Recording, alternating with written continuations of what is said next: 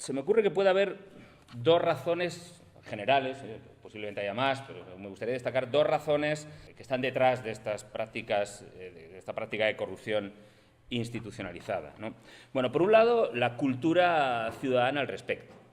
Una cultura que proviene del franquismo. Lo que después, en los años 80, si recordáis, era la cultura del pelotazo, de que España era el país donde hacerse rico de forma más sencilla. También otra razón que fomenta esta corrupción institucional es que no existen mecanismos establecidos en el propio sistema que puedan prevenir, por un lado, y controlar y sancionar de forma eficaz estas prácticas. Esto es una cosa que está, desde mi punto de vista, muy bien explicada en este número de La Marea, donde se hace una especie de maraña para ir viendo quién nombra a cada uno de los órganos supuestamente encargados de controlar y quién los nombra. Todos los mecanismos que puedan servir para controlar o que puedan servir de contrapoder, sobre todo frente al Poder Ejecutivo, también al Legislativo, son designados a través de los mecanismos de mayoría absoluta, es decir, a través de un pacto entre PSOE y PP.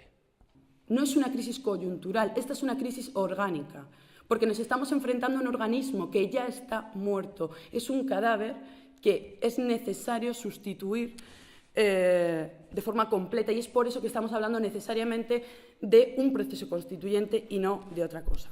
El sujeto político es el 15M, pero el 15M que encontramos hoy día no es el 15M de las plazas.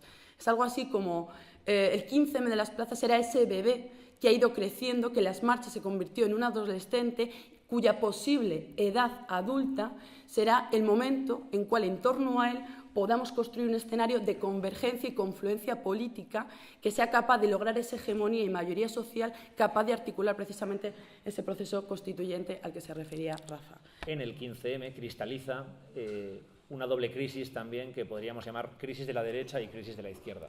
El relato tradicional de la derecha entre 2008 y 2011 había sido hemos vivido por encima de nuestras posibilidades. Bien, yo creo que ese relato entra en crisis en 2011 y no se ha recuperado, no ha vuelto más.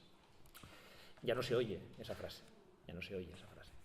Y también una crisis del relato que la izquierda hacía de la crisis, en el sentido de que entre 2008 y 2011 era francamente habitual escuchar a gentes que tenían una identidad de izquierdas decir que con la que está cayendo, cómo no pasan más cosas, cómo no hay más manifestaciones, cómo no hay más lucha, cómo la gente no va a votar proyectos como el nuestro, etcétera. Creo que también ese relato entra en crisis en 2011. Eso es lo que significa crisis de la izquierda y crisis de la derecha también. Crisis de una política basada en una cierta identidad. Es legítimo tener una identidad, pero eso no significa que pueda ser hoy necesariamente productivo para cambiar este país. Este país no se va a cambiar solamente con los antirrégimen. Hacen falta también los pro-régimen. ¿Cómo se puede hacer un proceso constituyente donde las ideas que estamos planteando aquí puedan hacerse realidad? O sea, la reforma total de la Constitución o la reforma de cualquiera de sus partes principales, digamos, el tema de la monarquía, la estructura territorial del Estado, la tal, requiere, en primer lugar, la aprobación de la propuesta de reforma por mayoría de 2/3 del Congreso y del Senado. Considero que un proceso constituyente solo puede ponerse en marcha desde una convergencia de las fuerzas de la izquierda, ¿no? O sea, es decir, solo pueden ponerse en marcha desde la constitución y construcción de un frente de izquierdas real, que sea capaz de ejercer también de contrapoder a esas fuerzas pro-régimen que yo discrepo, ¿no? Ahí un poco con Eduardo, porque entiendo que quien ha sido parte del problema no puede ser parte de la solución. Con todo me asombra que podáis defender la posibilidad de que se pueda hacer un proceso constituyente, es decir, alcanzar una mayoría suficiente tanto parlamentaria como social, solamente con las fuerzas que se autoidentifican como la izquierda, como fuerzas de izquierda o como parte de un frente de izquierdas. Cuando digo los pro-régimen me refiero a todas esas personas que son la inmensa mayoría de los españoles, la inmensa mayoría de la ciudadanía española, y que han votado al PP, al PSOE. Sin ese pueblo no es posible ni siquiera pensar en un proceso constituyente. Mucha de esa gente se ha sentido cómoda durante muchas décadas en el régimen del 78 y muchas de esas personas no saben qué es el régimen del 78 ni les importa porque se puede ser muy feliz y tener una vida maravillosa sin tener que pensar en esto. Tú ya lo has mencionado antes, que lo que nos ha llevado hasta aquí fue que el dictador lo dejó todo atado y bien atado. Entonces, a mí, personalmente, por eso quiero manifestar mi discrepancia, con todos mis respetos, de que la república es, el debate, referéndum, república, monarquía, es muy, muy importante. Desde luego que la monarquía es importante, desde luego que está muy bien ser republicano, federalista o no federalista. Por supuesto que el debate sobre la monarquía es un debate que debe estar sobre la mesa. Pero te voy a decir una cosa sinceramente. ¿A cuánta gente y por qué le preocupa hoy la cuestión de la monarquía o tiene la monarquía entre sus prioridades principales o entre los conflictos políticos principales en su país? ¿Cuántas personas? Bueno, yo no me la sé de memoria, la estadística, pero vamos, por debajo del 7 o el 6%. ¿Cómo vences eso? Diciéndole a la gente lo que me has dicho a mí ahora, que es deshonesto y que es tacticista desplazar o dejar para más adelante el debate sobre la república y la monarquía. ¿Pero creéis de verdad que en un proceso constituyente el único resultado posible, lógicamente anticipable, es la república? ¿De verdad no creéis que habría una alternativa monárquica solidísima intentando construirse desde otros lugares, desde las élites de este país? ¿Una reforma de la Constitución en clave monárquica avanzada? Hay que pensar también que muchísima gente podría estar interesada en ese modelo y hay que pensar, si queréis, cómo contrarrestarlo. Pero no pensemos que es monarquía o república solamente y que cuando decimos que hay diferentes posibilidades monárquicas y diferentes posibilidades republicanas, lo que estamos haciendo en el fondo es relativizar el debate y decir que no hay que ser republicano. No, lo que estamos diciendo es que el problema es más profundo y al mismo tiempo más extenso y que obliga a las fuerzas que queremos un proceso constituyente a pensar más allá de la vieja dicotomía monarquía o república, que yo insisto, hoy no es una demanda ciudadana ni popular. Imaginemos que el PSOE y el PP se ponen de acuerdo para modificar la norma constitucional que establece la preferencia ahora en la sucesión al trono del niño frente a la niña. Que alguna vez lo han hablado. Cuando entró Zapatero al gobierno incluso pidió un informe al Consejo de Estado, bla, bla, bla.